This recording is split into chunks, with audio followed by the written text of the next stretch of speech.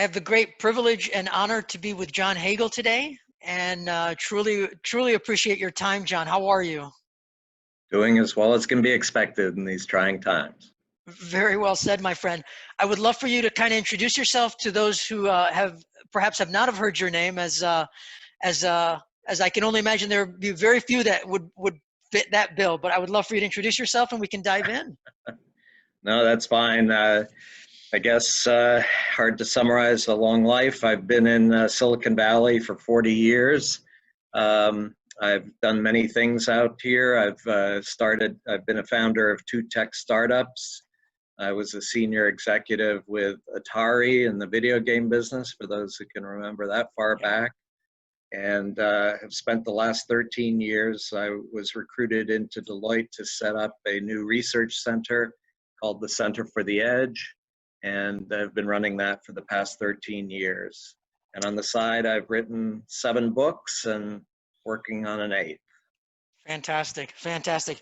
As I always like to say, you've not only informed the paradigms that have manifested, you've defined them, quite honestly, John. So thank you for your wisdom all around. Well, thank you.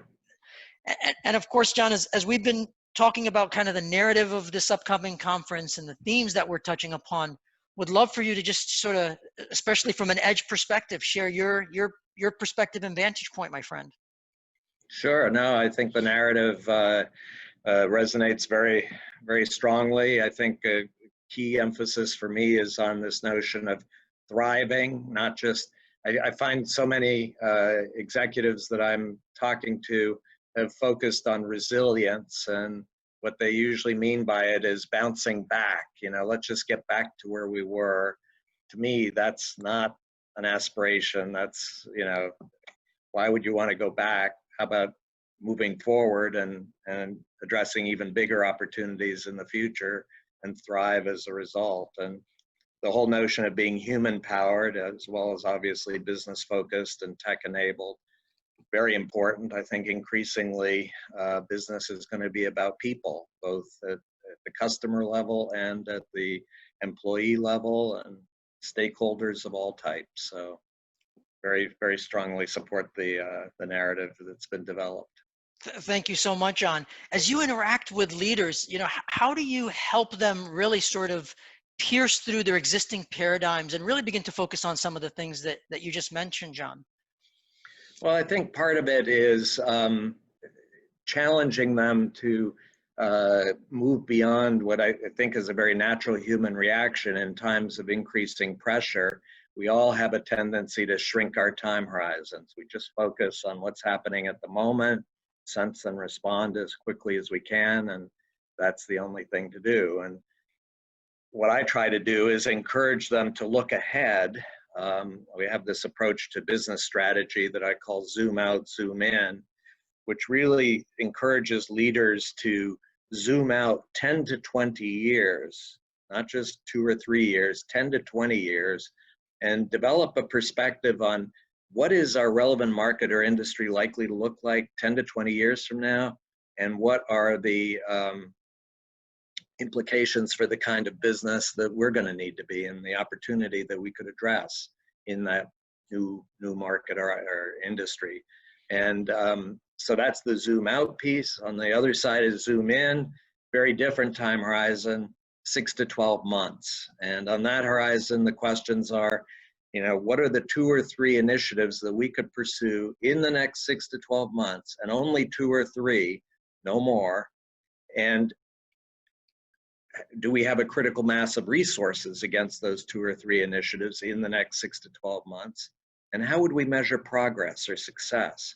So it's an interesting balance between, on the one hand, a very long-term view of a significant opportunity and a very short-term focus on action and impact. And it's driven by a learning mindset. It's saying, yes, we're never going to be able to predict the future with certainty or entirety, but let's do our best to figure out what it could be, and let's go for it and learn through the journey, learn through action and impact. And I think one of the things it does is it forces leaders to go out of their comfort zone. I mean, my problem, most companies, when they do strategy, it's still the 5-year plan. And if you're talking about 5 years, you can pretty much assume that your company or business is going to be the same as it is today. There'll be some minor improvements or changes, but pretty much the same company. If you zoom out 10 to 20 years and you really understand the exponential pace of change, and you believe you're going to be in the same market or industry and same company, go back to the drawing board. You need to figure this out. And so it challenges some of the most basic assumptions we have about what business are we really in. And I think it can be very helpful to really open up the horizon, because I think with that short-termism, we get so locked into the actions of the moment that we're just going to incrementalize ourselves and not make progress. Very well said, John. And especially with the degree of uncertainty that we're confronting right now, John, are you exploring, are there really any assumptions that we shouldn't be challenging, just given the degree of uncertainty that we're operating in, especially today? Oh, absolutely. I mean, I think, again, some advice that I have for executives and leaders is avoid addressing just the symptoms and go for the root cause. Mm-hmm. So one example that I'm hearing all the time these days is our supply chains are broken. We need to fix our supply chains. And what they usually mean by that is we just need to find some better supply partners that are more reliable so we don't get disruption. And, my perspective is there is a reason why we call them supply chains, mm-hmm. because they are prisons. They are dramatically limiting our action and flexibility. Why don't we use this as an opportunity to go back to the root cause and say, maybe the brittleness and fragility of our supply chains has to do with the essence, the architectures that we've developed. Let's rethink at a fundamental level how we organize, and maybe go from, the way I frame it is, from supply chains to supply networks. Much more flexible gatherings of many more participants, so that we can be much more flexible and learn faster together as we address these unforeseen situations and circumstances. But those are very different architectures, and they require us to rethink at a fundamental level both our technology and our business architectures. Most definitely. And John, are you finding that I'll say leaders from any spectrum, within an organization, within the community, are they embracing the challenges in the way that you're expressing it to them, or are you finding people shy away, or kind of what experiences are you observing? Unfortunately, I think I'm going to generalize. I mean, clearly there are some exceptions, but generalizing, I see most institutional leaders, not just corporations, but governments and NGOs, and you name the institution, are all retreating into this short-termism and just hold on tightly and we'll make it through and we'll bounce back to where we were and get on with the way we were before, versus really viewing this as a catalyst, an opportunity to rethink. And I actually see, there are a lot of stories now of frontline workers who are taking initiative on their own without leadership from the top, but just because they see these really dire situations that they'd never expected, and they're improvising and experimenting, finding ways to address them, and they're abandoning the process manual. The process manual is useless. In fact, it's a constraint on them. Just figure out what needs to be done, who needs to participate, and let's get on with it. And so they're interesting examples at the front lines where they're using this as an opportunity to really break out. But I still don't see this at the senior level of these institutions.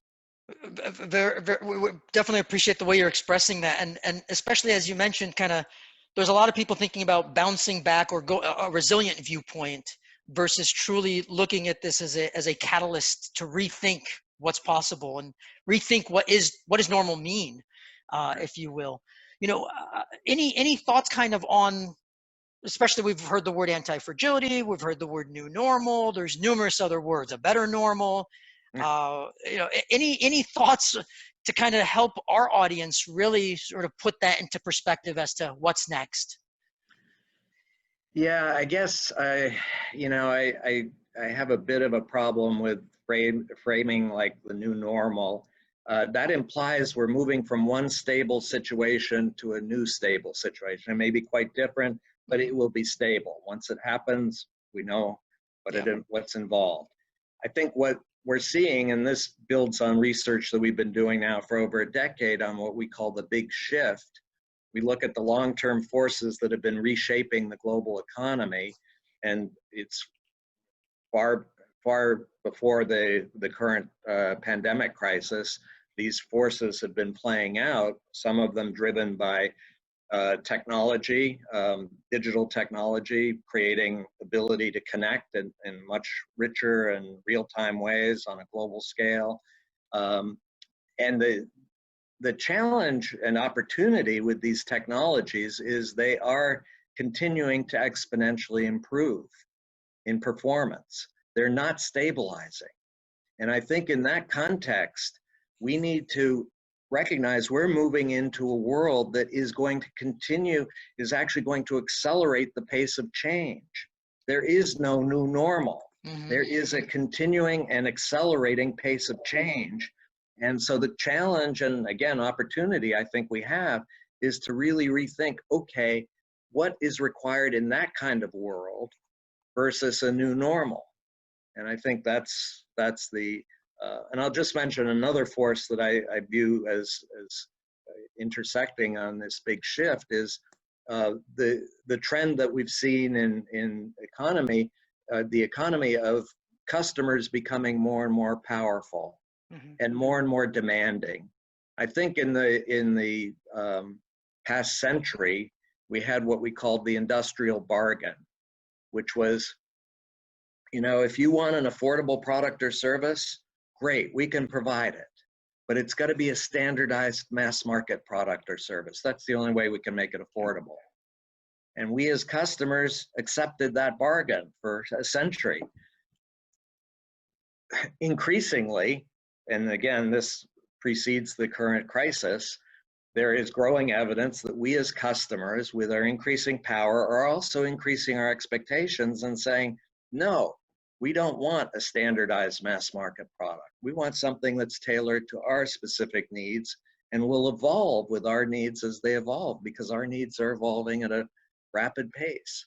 So in that environment, the notion of being able to read context and individual context and be able to address it rapidly is going to be increasingly required for success. And so that's another piece to the puzzle, but that's going to rapidly evolve and change too. It's not like, that's going to stabilize. Very, very well said. And even some of the conversations I've been involved with, we've actually even explored the notion of an abnormal or the absence of a normal, exactly to your point, because it's a continuous, once we think we're going to be normal, we're going to get comfortable, in which case we really shouldn't be comfortable. Yeah, right. No, and I think, again, it influences very much our perspective. We have one way of describing this big shift that I mentioned is shifting our institutional models. I mean, in the past, again, from roughly a century, the institutional models that have driven the growth of all of our institutions is something that we call scalable efficiency. Mm-hmm. The way to become successful as an institution is to become more and more efficient at scale. That's the key. And enormous wealth and success generated in the past century from that model. I think the challenge is, as we move into this new world of continuing change, accelerating change, it's a notion of an institutional model of scalable learning. Mm-hmm. That in a world that's rapidly changing, the institutions that are going to be most successful are those where people are learning faster and faster and at scale with more and more people. And so That's the key, but it's a very different institutional model from scalable efficiency. Just at a high level, one of the ways I have of representing the challenge of the shift is in scalable efficiency, the message that every employee gets on a daily basis, maybe at least weekly, is failure is not an option. Mm-hmm. You deliver as forecast, as predicted, reliably and efficiently. Failure is not an option. Okay, got that message. What does learning require?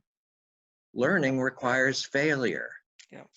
Because I should emphasize the learning I'm talking about in scalable learning is not learning in the form of training programs, Mm-hmm. where you're going and sitting to some lecture and taking notes and memorizing what they said. No, this is learning in the form of creating new knowledge, something that was never known before, through action in the workplace and reflecting on impact, seeing what impact you've achieved and learning from that impact. That's a very different form of learning, and you're going to fail. If you're not failing, you're not learning fast, and you're not trying enough things. You're not working to get to that higher and higher level of impact. And so it's a challenge to institutionally to shift that culture. Very, very well said. And it definitely is a challenge. And what's interesting is, as I've encountered very much that challenge of, because the word learning has a degree of baggage, for lack of better words, associated with it. I've suggested, how are we evolving? Consider it's an evolutionary cycle versus the traditional notion of learning in that sense. No, absolutely. I think it's very much an evolutionary model that again, this new world we're entering into, evolution is going to accelerate. It's not just a continuing evolution, it's an accelerating evolution. And those who really succeed in this world are going to be those who really find ways to learn faster. And I should say, in that context, another piece to the puzzle, everybody's talking today about lifelong learning. You know, we're all going to have to learn throughout our lives, and nobody really talks about the motivation. Why would you want to do that? You know, learning, it requires a lot of effort and time. And the unstated assumption that I find with most of the executives I talk to is the motivation should be fear. You know, if you don't learn, you're going to lose your job. So get to it, start learning. Well, okay, fear can, you know, you can do some learning under fear, but in my view, the most effective learning, the most powerful learning is not driven by fear, it's driven by excitement. It's driven by a notion of this is an opportunity to develop and evolve and thrive. Let's go for it. And that's a very different motivation. And in that context, we've become strong proponents of increasingly focusing on a very specific form of passion that we call the passion of the explorer, that we believe is really critical to motivating us to learn faster. People who have this passion are driven to learn. They get quickly bored if they're not learning, and they move on to find a place that can challenge them. So, and yet very few institutions even measure passion of the employees. Very, very well said. Just to be a bit contrarian on that front, you know, what most institutions measure is engagement. You know, do we have engaged workers? Well, okay, again, it's semantics, definitions differ. Most people, when they talk about engagement, mean, do they like the work they do? Do they like the people they work with? Do they respect the company they work for? That's an engaged worker. Okay, let's take that engaged worker and let's tell them that actually they're going to have to fundamentally change their work. What's going to be the reaction? Wait a minute. I like what I'm doing. I like the people I'm working with. Don't mess with it.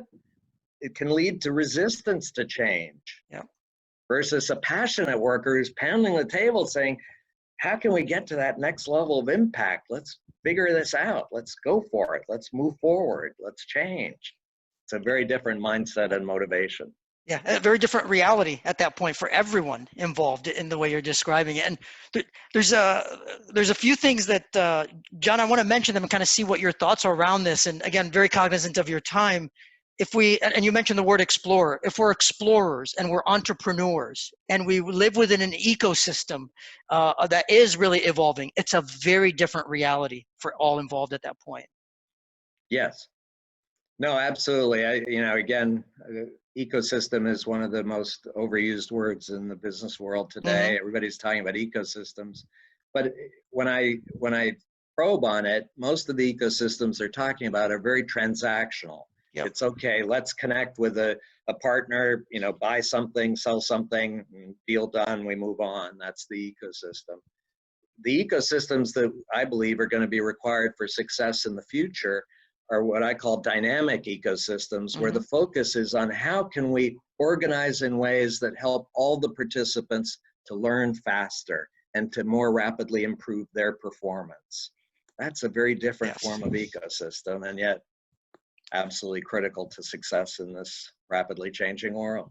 Most definitely. And there's a lot of talk about ecosystems, and exactly to your point, John, it takes nurturing of passion in order to keep an ecosystem alive the way that we're discussing. And that's not an easy feat by any imagination. It takes courage, and it takes authentic leadership, amongst other aspects.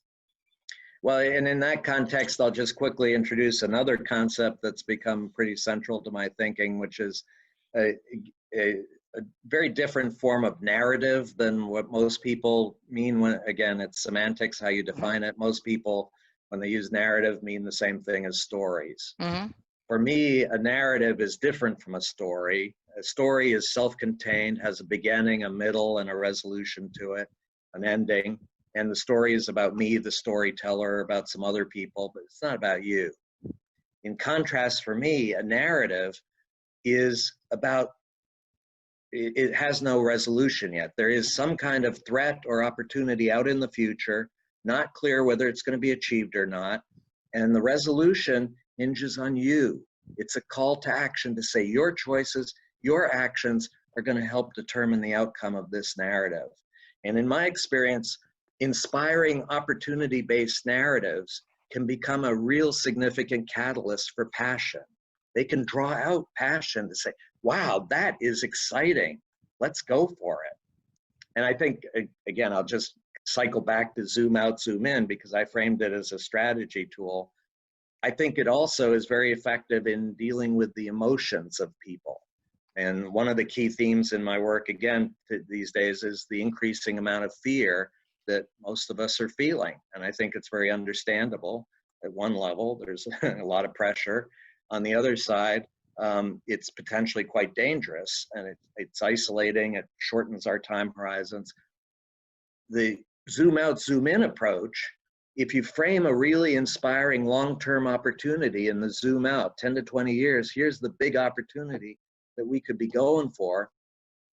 And then on the zoom in side, focus on action and impact now. It first of all inspires with a big opportunity, but it also overcomes that skepticism that says, wait a minute, that's just a fantasy, that's never going to happen.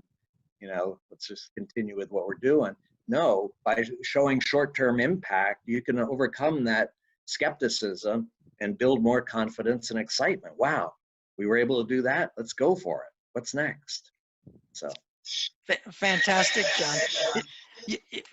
I know, again, want to be very respectful of your time, John. And I'll ask one sort of last question and before signing off here. If you were to offer sort of 3 kind of guiding pieces of advice that we can immediately begin to action for impact come tomorrow morning, what might those be, my friend?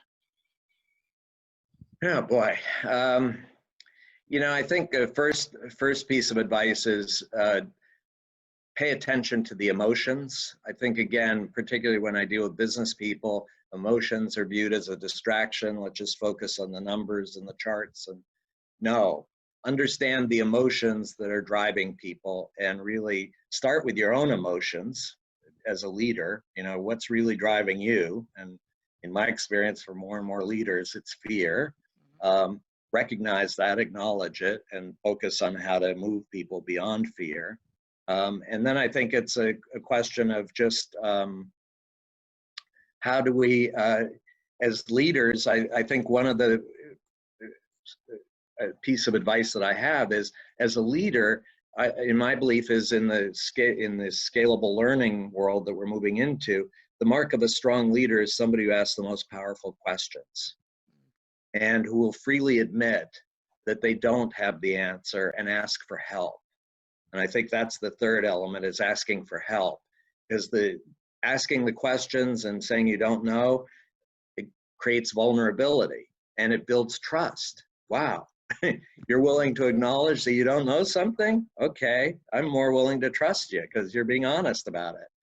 And then asking for help is this notion of motivating and mobilizing people to come together around a really powerful question that can help them overcome their fear. So that's, I think, 3 things. That's tremendous as always. For all the years that I have followed you, and numerous people have looked for you to be the guiding light, and which you truly have, there's always an underlying humanity and pragmatism that you bring forward. So thank you so much for that, John. I appreciate it. Thank you for the opportunity. Thank you. Thank you for making the time, John. And we look forward to hopefully future conversations. But thank you again, John. Great. Appreciate it. Thank you.